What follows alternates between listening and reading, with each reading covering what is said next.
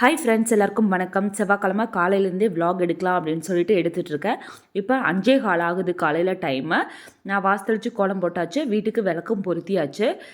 இனி வந்து சமையல் வேலையை ஸ்டார்ட் பண்ண வேண்டியதான். இன்றைக்கி வந்து பன்னீர் பிரியாணியும் முட்டையும் செய்யலாம் அப்படின்னு சொல்லிட்டு கடகடன்னு செஞ்சிட்ருக்கேன். ஏன்னா பிரியாணி செஞ்சு நிறையா நாள் ஆன மாதிரி இருந்தது.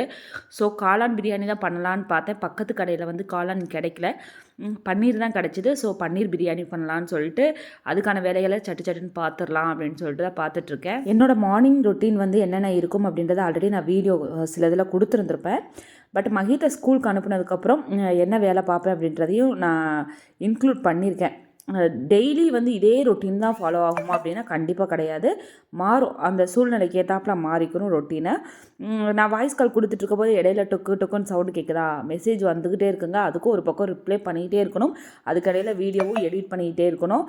வீடியோவும் போடணும், பேக்கிங்கும் பண்ணணும், அட்ரஸ் நோட் பண்ணணும், அவங்களுக்கு ரிப்ளை பண்ணணும் அப்படின்னு வேலைகள் வந்து போயிட்டே இருக்கும். இந்த டைம் தான் இந்த வேலை செய்யணும் அப்படின்னு ஒன்று கிடையாதுங்க.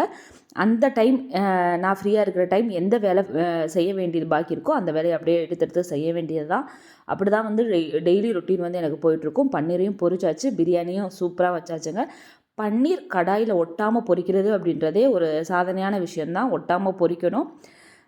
இன்றைக்கி வந்து பிரியாணி சூப்பராக வந்துருந்ததுங்க. முடித்து மகிழ்ச்சியை ஸ்கூலுக்கு அனுப்பியாச்சு. 8:00 அவன் கிளம்புவான். 10:00 வரைக்கும் கொஞ்சம் ஃப்ரீயாக இருக்கிற மாதிரி இருக்கும். அதுக்கப்புறம் தான் என்னோடய ஆஃபீஸ் ஒர்க்கை நான் ஸ்டார்ட் பண்ணுவேன். அதுக்கு முன்னாடி வந்து ரிப்ளை பண்ணுறது அந்த வேலையெல்லாம் பார்த்துட்ருப்பேன். அந்த டைம் கொஞ்சம் நேரம் தைக்கலாம் அப்படின்னு சொல்லிட்டு இன்றைக்கி தைச்சிட்ருக்கேன். ஏன்னா ஒரு சுடிதார் எடுத்தால் வந்து என்னால் கம்ப்ளீட் பண்ணவே முடியலைங்க. அதாவது ஒரு நாளைக்கு சுடிதார்னால் ஒரு 2 சுடிதார் 3 சுடிதார் கூட நான் தைச்சிருவேன். பட் இப்போ டைம் இல்லாதனால என்ன ஆகுதுன்னா ஒரு சுடிதாரையே வந்து வாரக்கணக்கில் வச்சு தைக்கிற மாதிரி இருக்குது.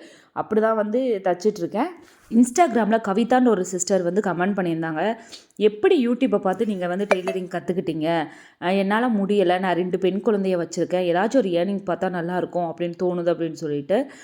இது வந்து சாதாரண விஷயம் இல்லைன்னு தான் நான் சொல்வேன். ஏன்னா இதுக்கு பொறுமை வந்து ரொம்ப ரொம்ப அவசியம். எடுத்த உடனே வந்து டெய்லரிங்கும் சரி, பியூட்டிஷியனும் சரி, மெஹந்தி இந்த மாதிரி விஷயங்கள்லாம் எடுத்த உடனே யாருக்குமே வராது. நிறைய அட்டம்ப்ட் ஃபெயில் ஆகும் நம்மளுக்கு. அடுத்து நம்ம தச்சு பழக தான் வந்து நம்மளுக்கு வந்து கரெக்டாக வரும். ஒரு தடவை நம்ம தச்சுட்டு நம்மளுக்கு வரல அப்படின்னா தூக்கி போட்டுறக்கூடாது. அடுத்த முயற்சி பண்ணிக்கிட்டே இருக்கிற பட்சத்தில் தான் நம்மளால் ஒரு பெர்ஃபெக்ஷனாக கொண்டு வர முடியும். இன்றைக்கி இந்த விலாக் அவ்வளோதான். நாளைக்கு சந்திக்கிறேன். பாய்.